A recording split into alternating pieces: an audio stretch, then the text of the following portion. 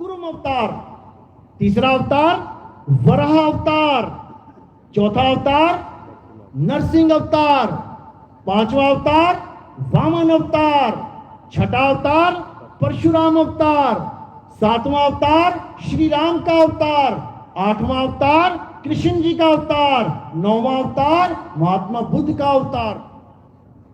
अब तुमने ये जानना है केवल कि जो पहले चले गए उनका नाम जपने से क्या मेरी मुक्ति हो सकती है, बस तुमने इतना जानना है।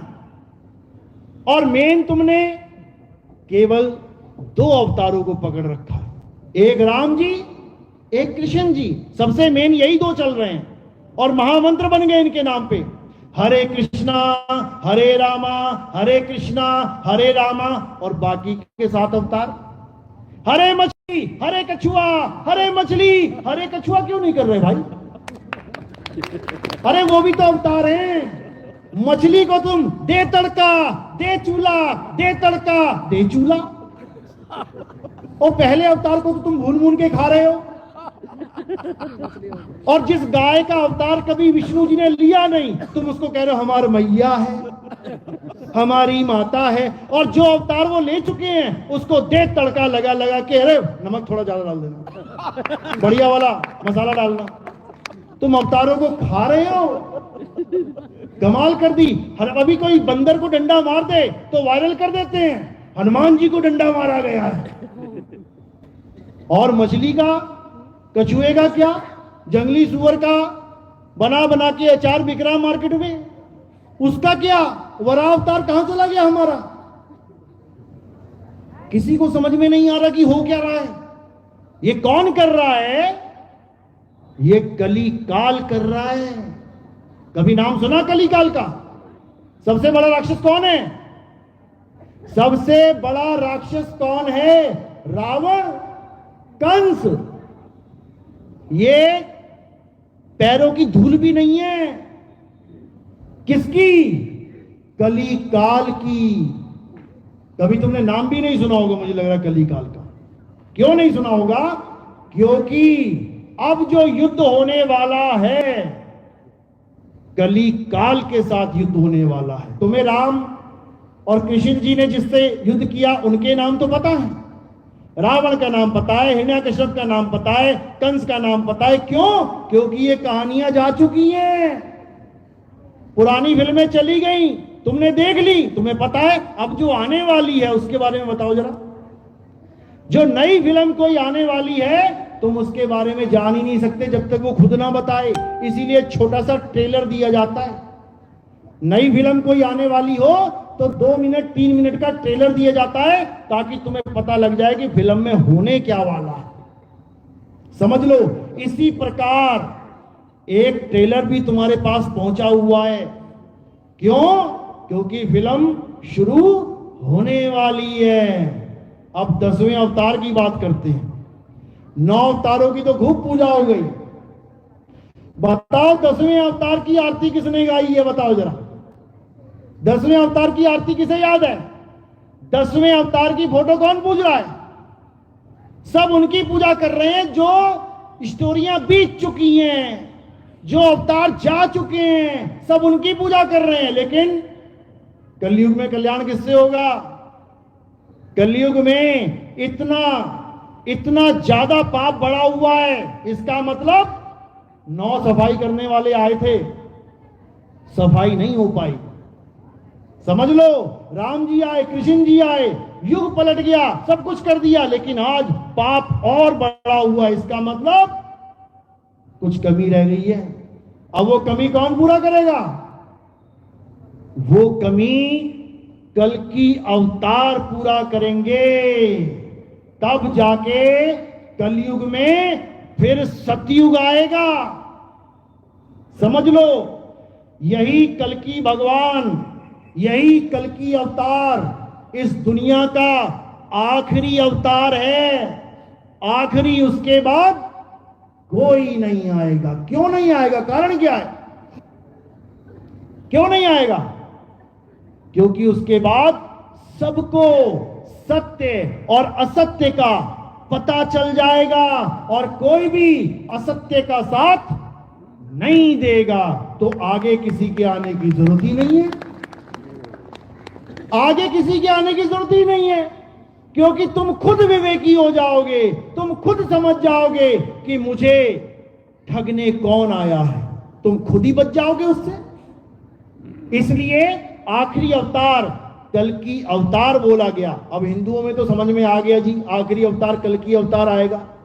मुसलमानों में वो तो किसी अवतार को ना मानते, वो तो ना पहला माने, ना दूसरा माने, ना पांचवा, सातवां, दसवां क्या मानेंगे।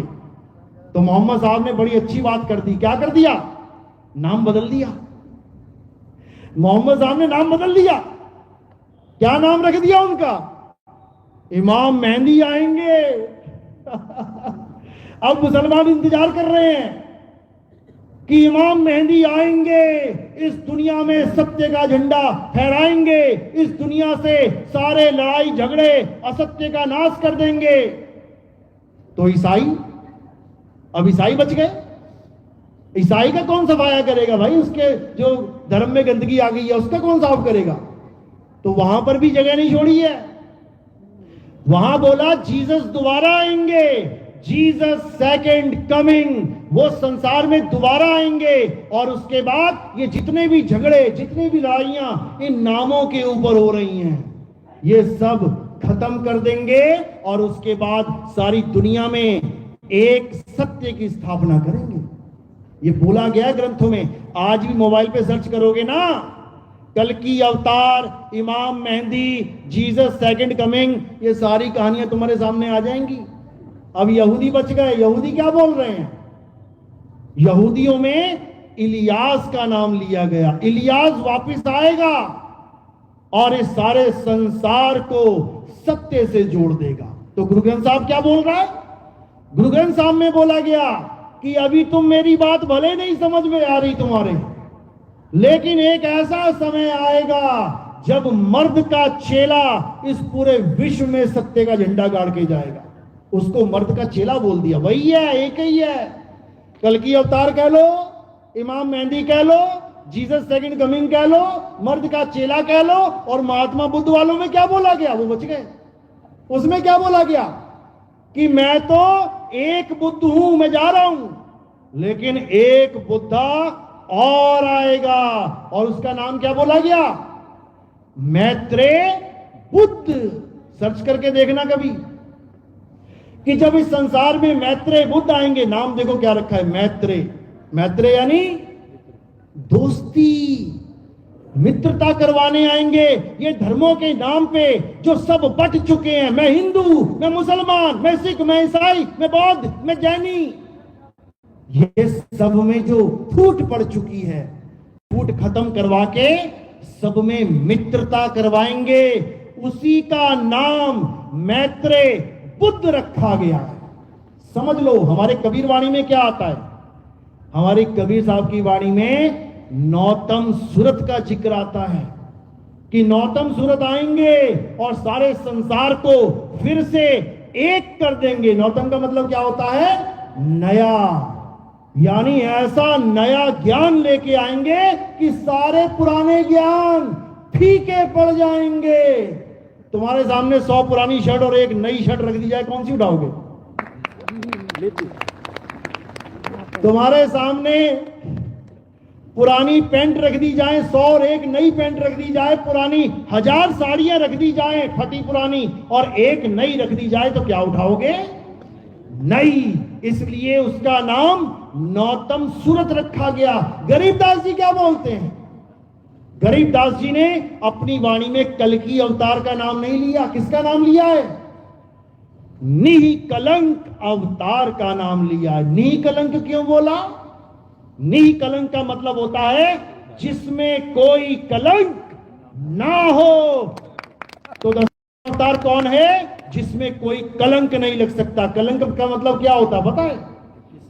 ये दाग होते हैं। कलंक यानी दाग। अरे 4 दाग से सतगुरु न्यारे, अजरो अमर शरीर, और कोई गाटे कोई यज्ञ जरावे, ढूंढ ना पाया शरीर। यानी जो जन्मता और मर जाता है, ये 2 दाग हो गए, जन्मना मरना, खाना पीना और भोग करना, ये 4 दाग हो गए। इन चारों दागों में कौन आता है? शरीर, यानी 10वां अवतार कोई शारीरिक अवतार नहीं होगा, वो आत्मिक अवतार होगा, क्योंकि आत्मा में कोई कलंक लग ही नहीं सकता। इसलिए उसका नाम निकलंक अवतार रखा गया कि उसमें कोई कलंक लग ही नहीं सकता। लेकिन फिर भी घोड़े पे बैठा दिया। आप देखोगे कल्कि अवतार को घोड़े पे बैठा दिया, हाथ में तलवार ले ली। अब ये घोड़ा और तलवार कहां से आ गए? अगर वो आत्मा है तो घोड़ा क्या है? घोड़ा है तुम्हारी अकल का घोड़ा। कहते हैं ना, दौड़ा ले जितने घोड़े दौड़ाने तूने अकल के, उनका अकल का घोड़ा है। और तलवार कौन सी है? विवेक की तलवार। क्या करेगी? सत्य सत्य का निर्णय करेगी, काटती चली जाएगी सबको। जहां असत्य होगा सबका सफाया, और जहां सत्य होगा वही बचेगा। इसलिए